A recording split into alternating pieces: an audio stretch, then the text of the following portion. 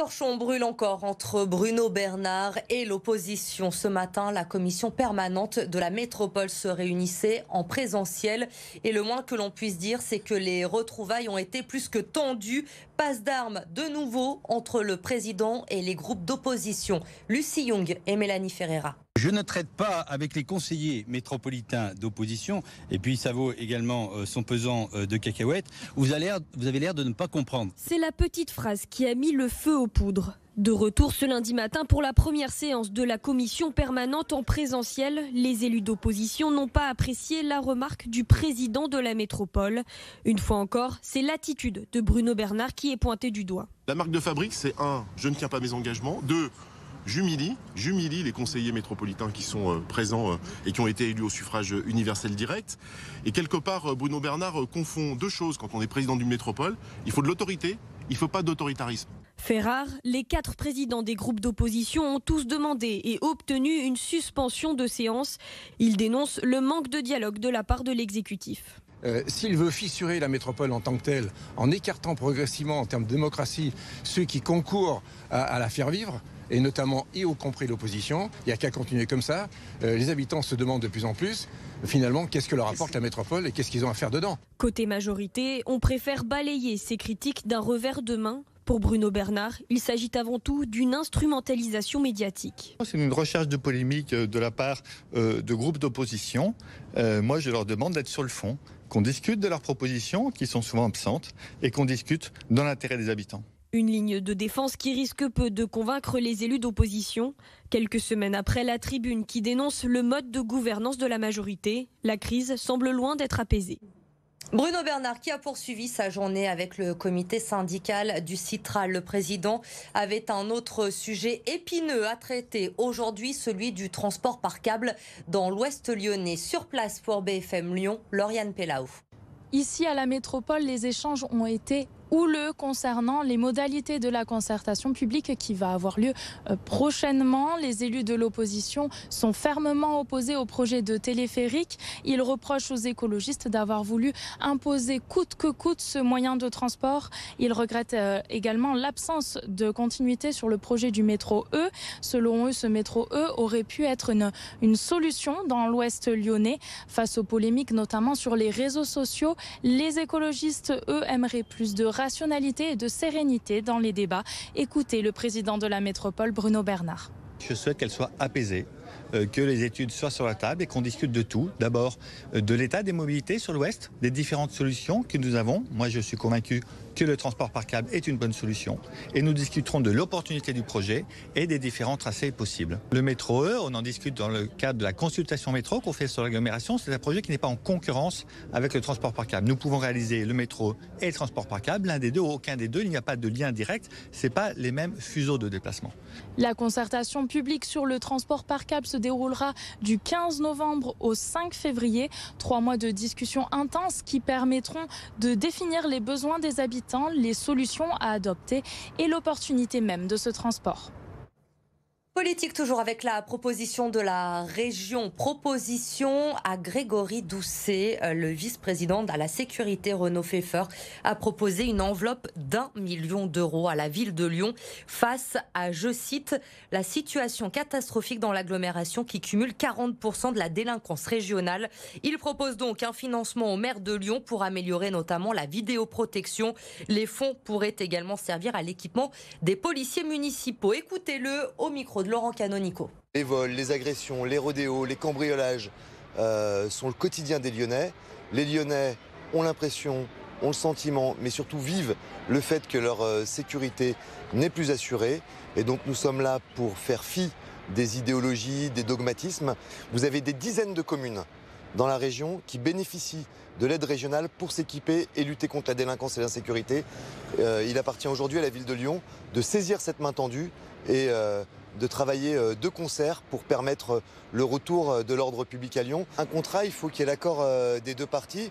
Moi, j'espère pouvoir rencontrer le plus rapidement possible soit le maire de Lyon, soit son adjoint en charge de la sécurité pour parler du vrai problème.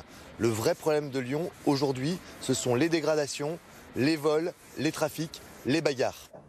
Dans l'actualité également, le combat d'une orthophoniste de Francheville. Elle a décidé d'entamer une grève de la faim et s'est installée ce matin devant la caisse primaire d'assurance maladie du Rhône.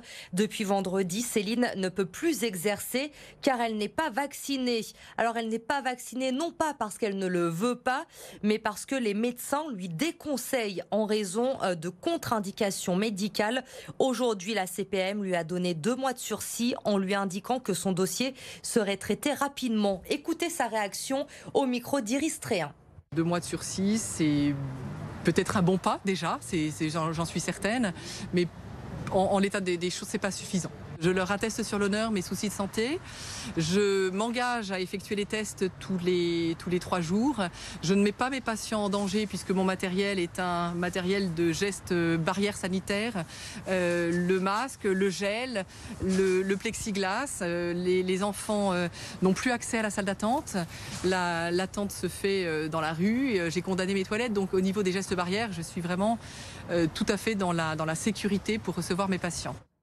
Entre 80 et 90% de grévistes aujourd'hui au lycée Marc Seguin à Vénissieux. Les personnels ont tout simplement voulu exprimer leur ras-le-bol. Depuis le début de l'année, les incidents se multiplient et sont de plus en plus violents. Ils demandent tout simplement des moyens pour faire leur travail correctement. Thomas Humbert. Déclenchement de l'alarme incendie, jet de chaises, bagarre et même introduction d'un taser. Pour cette première rentrée 100% présentielle au lycée Marc Seguin depuis le début de la crise sanitaire, les incidents se multiplient. On a vu l'année dernière que le dédoublement en fait, lié au Covid avait permis d'apaiser un certain nombre de tensions et qu'aujourd'hui on recommence plein pot à effectif plein. Et donc du coup avec une situation de tension qui augmente depuis la rentrée dans ce contexte. Les élèves le reconnaissent eux-mêmes. Dans l'établissement, la situation est difficile à supporter. Étudier, en fait, c'est vraiment compliqué. Et moi, qui suis habitué, par exemple, à être dans des collèges, des établissements en fait sérieux et matures, là, ça m'a un peu choqué le niveau scolaire. Ma classe qui est particulièrement bas quand même. Mais moi, j'ai envie de partir. En fait, j'ai envie d'être dans un bon lycée, de changer parce que là, j'y arrive pas. Ouais, c'est quotidien, on va dire, c'est quotidien. Exactement. Voilà, donc c'est pas en ce moment même spécialement, mais voilà, c'est tout au cours de l'année. C'est la même chose quoi. Normalement les classes ça devrait pas être surchargé comme ça et on comprend ce mouvement de grève de nos professeurs. Les professeurs demandent donc un renfort d'effectifs et notamment des agents de sécurité pour maintenir la discipline. La question des moyens, en fait, elle n'est pas sans rapport avec la question justement de la situation disciplinaire dans les établissements. On veut pouvoir faire notre travail avec les élèves, faire réussir les élèves, et pour ça, il faut des conditions qui favorisent la réussite de la très grande majorité d'élèves qui ont envie de réussir. Les enseignants grévistes doivent être reçus jeudi par le rectorat pour faire entendre leurs revendications. Vous êtes un passionné des sports de glisse, mais vous ne pouvez pas vous rendre sur les pistes aussi souvent que vous le voulez. Eh bien, nous avons la solution pour vous faire patienter. Une start-up lyonnaise a créé une planche électrique tout-terrain qui vous offre les sensations de glisse. Amélie Duchamp. Du snow sans neige, du surf sans vagues, c'est possible grâce à cette invention lyonnaise, la Curveway, une planche électrique qui reproduit les sensations de glisse. Ça vient vraiment comme une planche, quoi, donc on peut vraiment s'appuyer dessus. Et en snow, on appelle ça carver, donc faire des grands virages en engageant un peu le corps. Et puis voilà, quand on va dans la forêt, qu'on commence à faire un peu du tout-terrain, ça rappelle quand même beaucoup en hiver quand on passe dans les sapins, quand il y a beaucoup de neige. Et du coup, c'est exactement ce qu'on cherche, quoi. Idéal pour les riders en manque de puff ou tout simplement pour des déplacements urbains ludiques. La planche s'utilise sur tous les terrains et sa prise en main est rapide. Pour des riders qui sont déjà confirmés, qui ont l'habitude de faire du snow, du wake ou du kite, alors c'est absolument génial, c'est quasiment immédiat en fait. Ça prend 15-20 secondes. Après, sur quelqu'un qui n'a pas l'habitude du tout de pratiquer ces sports, sur quelqu'un qui est complètement novice sur des sports de planche, ça prend environ 10 minutes. Le temps d'appréhender cet équilibre de démarrage. La Curveway a été imaginée en 2006. Après une dizaine de prototypes et des centaines de tests, la planche est prête à être commercialisée. On n'a aucun concurrent direct sur toute la planète. On a une particularité autour des sensations de carving et de snowboard, de wakeboard, de kitesurf. C'est que sur Terre, les planches au maximum s'inclinent à 20 degrés d'inclinaison. Nous, on est déjà à 50 degrés d'inclinaison, ce qui permet justement d'exploiter un maximum cette sensation de carving. Et pour tester cette planche, il faudra attendre janvier prochain. Elle sera disponible en location dans les entreprises spécialisées dans les sports de glisse ou les déplacements urbains.